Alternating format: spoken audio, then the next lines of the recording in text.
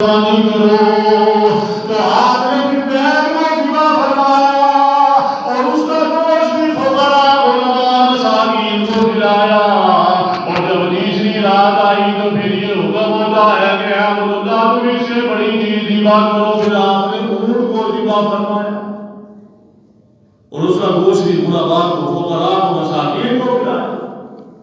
اور جب چوتھی رات ہوتی ہے آپ رات فرما ہوتے ہیں تو پھر خواب میں واضح طور پر یہ حکم دیا جاتا ہے کہ عبد المطلب تو نے جو اپنے بیٹے کی نظر مانی تھی کہ اگر کعبے کا رب مجھے 10 بیٹے عطا کرے گا تو اس میں سے میں ایک بیٹا اللہ رب العزت کے نام پر ذبح کروں گا، تم اپنے بیٹے کو ذبح کرو.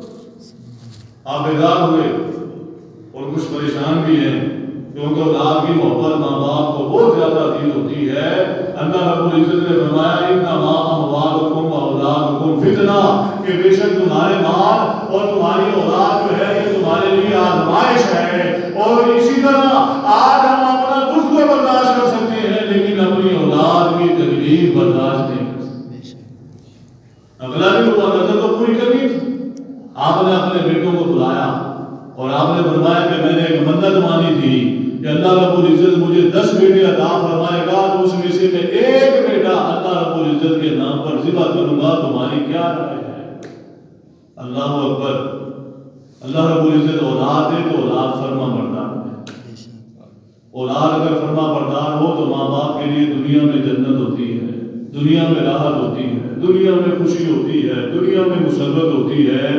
اگر اولاد نافرمان ہو تو ماں باپ کے لیے دنیا میں آزمائش ہوتی ہے، دنیا میں وہ پریشانی کا سبب بن جاتی ہے.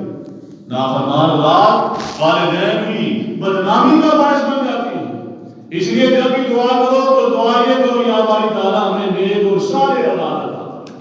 اور نیک اور صالح اولاد کے لیے اللہ رب العزت کی انبیاء نے بھی دعا فرمائی کہ جیسا کہ سیدنا ابراہیم علیہ السلام کی دعا مبارکہ کا ذکر ہے.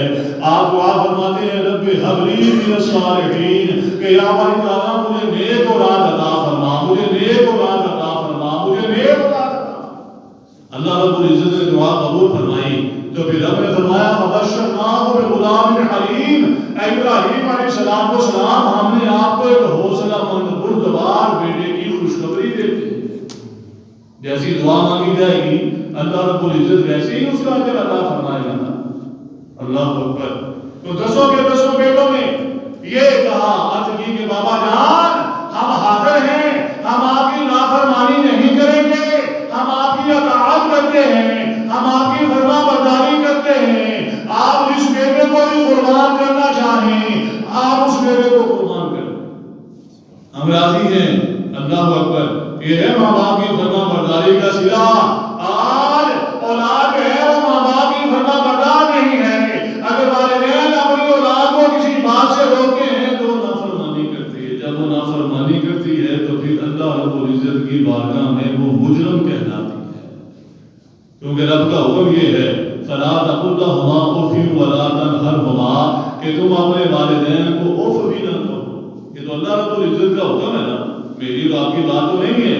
رب نے فرمایا فلا تقل لهما اف، کہ تم اپنے والدین کو اف بھی نہ کہو، ولا تنهرهما، اور تم انہیں جھڑک بھی نہ مارو، انہیں مت جھڑکو کیونکہ وہ تمہارے والدین ہیں. اور اللہ رب العزت نے والدین کا مقام اتنا بلند فرمایا. اور آج نوجوان اولاد کو سوچنا چاہیے، دیکھنا چاہیے کہ اسلام کے احکامات میں سے یہ بھی ہمارے لیے حکم ہے کہ اپنے والدین کی فرما برداری کرنا ہے. اگر والدین کی فرما برداری نہیں کریں گے تو دنیا تو بہت مل جائے گی، دولت تو بہت مل جائے گی، لیکن اللہ رسول کی رضا حاصل نہیں ہوگی کیونکہ نافرمانی ہو جاتی ہے. تو پھر آپ نے فرمایا کہ تم 10 کے 10 جو ہے 3 لے کر میرے پاس آؤ، اور ایسے 3 ہو کہ جن کے آگے نوک نہ بنی ہوئی ہو اور ہر 3 کے اوپر تم اپنا نام لکھو.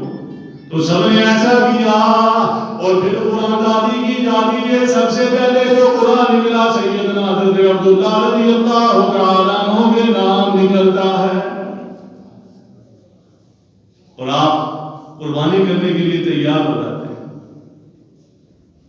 لیکن قریش پھر آگے آ جاتے ہیں، کہنے لگے کہ عبدالمطلب تم اپنے بیٹے کو قربان نہ کرو.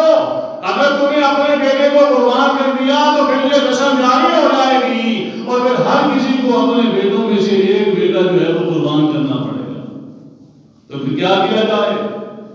وہ کہنے لگے خیبر میں چلتے ہیں، وہاں پر ایک کاہنہ عورت ہے، بڑی سمجھدار ہے، اس کے پاس جاتے ہیں، اسے جا کے اپنا سارا واقعہ سناتے ہیں، وہ کوئی نہ کوئی حل تو نکالے گی. تو یہ سب لوگ ان کے پاس جاتے ہیں اور جب اپنا پورا واقعہ سنایا تو وہ کہنے لگی کہ یہ بتاؤ کہ اے عرب والو، تمہارے ہاں خون بہا کا فدیہ کتنا ہے؟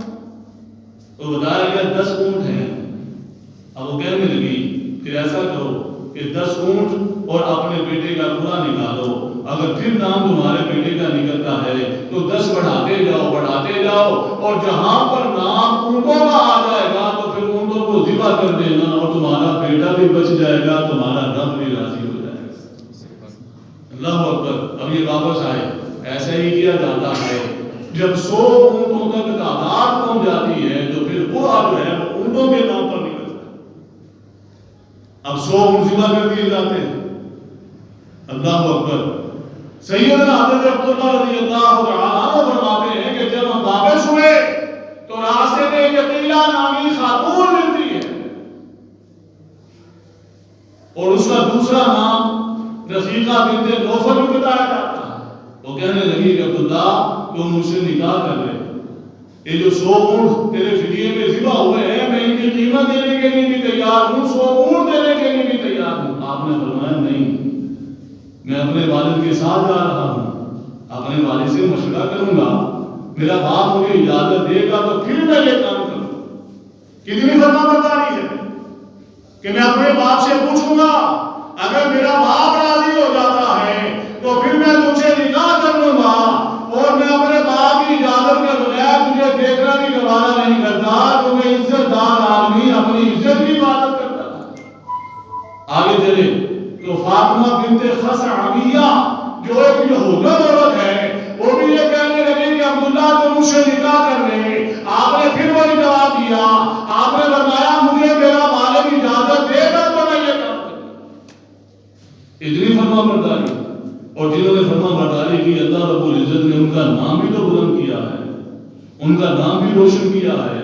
اللہ رب العزت نے انہیں عزت بھی عطا فرمائی ہے جنہوں نے اپنے والدین کی فرما برداری کی ہے، اور جنہوں نے اپنے والدین کی فرما برداری نہیں کی چاہے وہ سونے چاندی کے خزانوں کے مالک بھی بن جائیں لیکن اللہ رب العزت کی رضا ان کے شامل آتی ہو سکتی.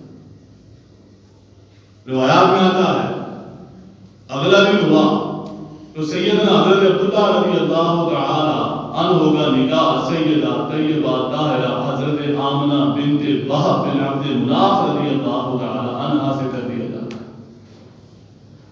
نکاح کے بعد اگلا دن ہوتا ہے تو آپ فاطمہ خثعمیہ کے پاس جاتے ہیں. آپ فرماتے ہیں کہ مجھے میرے باپ نے اجازت دے دی ہے، میں تجھ سے نکاح کرنا چاہتا ہوں. اور اس رفیقہ بنت نوفل کے پاس بھی جاتے ہیں کہ مجھے میرے والد نے اجازت دے دی ہے، میں تجھ سے نکاح کرنا چاہتا ہوں. تو ہم دونوں نے کہا کہ عبداللہ جس کی خاطر ہم تجھ سے نکاح کرنا چاہتے تھے اس نور سے تیری پیشانی چمکتی تھی، لیکن آج تیری پیشانی میں وہ نور نظر نہیں آ رہا، اس لیے ہم تیری طالب نہیں ہیں. اس نور کو اللہ رب العزت نے جہاں چاہا رکھنا تھا وہاں رکھ دیا. اللہ اکبر. آیت مبارکہ میں نے پڑھی الم تر کیف فعل ربک باصحاب الفیل. اب اللہ رب العزت یہاں پر اب دیکھیے نا قرآن پاک کا سلوک بیان کیسا ہے کہ اللہ رب العزت فرما رہا ہے محبوب علیہ السلام کیا آپ نے نہیں دیکھا؟ حالانکہ یہ واقعہ جو ابرا والا ہے، ہاتھیوں والا ہے، کہ نبی کریم علیہ السلام کی ولادت باسعادت سے 50 دن 55 دن پہلے کا واقعہ ہے. لیکن اللہ رب العزت فرما رہا ہے محبوب کیا تم نے نہیں دیکھا؟ کیا تم نے نہیں دیکھا؟ تو یہ بات اس بات کی دلیل ہے کہ نبی کریم علیہ السلام آپ اس روئے زمین پر تشریف نہیں لائے، پھر بھی اللہ رب العزت کی عطا کردہ طاقت سے سب کچھ دے. قرآن پاک کا فیصلہ ہے، میری اور آپ کی بات نہیں. اللہ رب العزت نے فرمایا الم تر کیف فعل ربک بعاد. اے پیارے محبوب علیہ السلام کیا آپ نے نہیں دیکھا ہم نے قوم عاد کے ساتھ کیا سلوک کیا؟ الم تر الی الذی حاج ابراہیم ربہ ان آتاہ اللہ الملک. کیا کیا آپ نے نہیں دیکھا کہ اللہ رب العزت نے جب اللہ رب العزت کہ آپ نے نہیں دیکھا کہ جب ابراہیم علیہ السلام نمرود سے مناظرہ کر رہے ہیں، کیا آپ نے نہیں دیکھا؟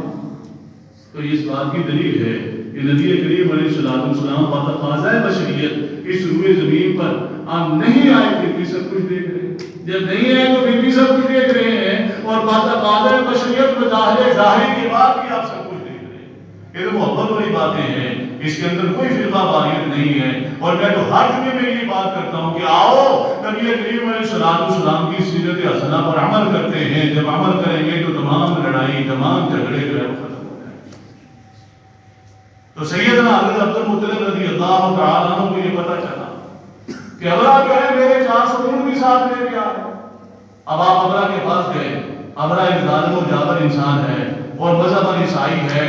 مسلمانوں یہ بات یاد رکھنا کہ کوئی بھی یہودی، کوئی بھی عیسائی اور کوئی بھی غیر مسلم جو ہے وہ مسلمان کا کبھی دوست نہیں ہو سکتا، چاہے وہ ٹرمپ ہے، چاہے آنے والا جو بائیڈن ہے، چاہے وہ نریندر مودی ہے، کوئی بھی غیر مسلم جو ہے وہ مسلمان کا دوست کبھی بھی نہیں ہو سکتا۔ اس کی وجہ یہ ہے کہ میرے نبی کریم علیہ السلام نے فرما دیا الکفر ملت واحدہ، کفر کسی شکل میں بھی ہے وہ ایک قوم ہے، وہ مسلمان کے خلاف ہے۔ اللہ رب العزت نے فرمایا یہودی کسی چیز پر بھی نہیں ہے، عیسائی کسی چیز پر بھی نہیں ہے، اور یہ مسلمان کے دشمن ہے۔ جب اللہ رسول کا فرمان ہے کہ یہ مسلمان کے دشمن ہے تو وہ دشمن ہی ہے، وہ کبھی دوست نہیں ہو سکتے۔ اللہ اکبر۔ اور یہ اللہ رب العزت نے واضح طور پر فرما دیا، نبی کریم علیہ السلام نے اپنی حدیث میں واضح طور پر فرمایا۔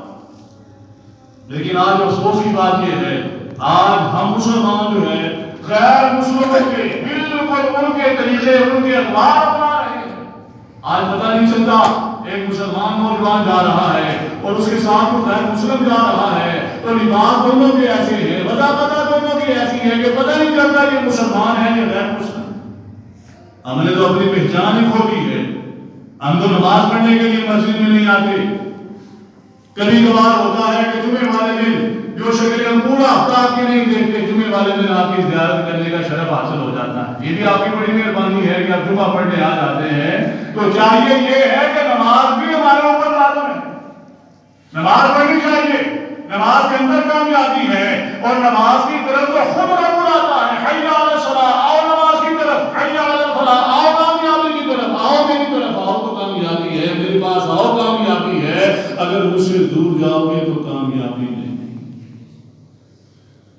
ابرا کو پتا چلا کہ عبد المطلب تشریف لا رہے ہیں تو وہ اپنے تخت پر اکڑ کے بیٹھا رہا کہ میں ان کا استقبال نہیں کروں گا، یہ اس کی سوچ تھی۔ لیکن جب آپ اس کے سامنے آئے تو وہی ابرا جو ہے وہ کھڑا ہو جاتا ہے، اور کھڑے ہونے کی وجہ یہ ہے کہ عبد المطلب رضی اللہ تعالیٰ عنہ کی پیشانی مبارک میں نبی کریم علیہ السلام کا نور چمک رہا تو مرعوب ہو جاتا ہے، اس کی بات کرنے کا انداز بدل جاتا ہے۔ پہلے انداز تو یہ تھا کہ وہ آئیں گے، میری منت کریں گے، میری سماجت کریں گے، مجھ سے معافی مانگیں گے، گر گڑائیں گے، روئیں گے، منت سماجت کریں گے، تو پھر میں دیکھوں گا میں نے کیا کرنا ہے۔ تو آپ نے فرمایا کہ ابرا تیری جرت کیسے ہوئی ہے کہ تو ہمارے جانوروں کو لے آیا ہے، ہمارے جانور واپس کر۔ آپ نے بڑے روزدار لہجے میں بات کی۔ ابرا کے اوپر سچا کاری ہو جاتا ہے، اور اس نے قریش کو مرعوب کرنے کے لیے اپنے محافظ کو حکم دیا کہ جاؤ سفید ہاتھی کو لے کر آؤ۔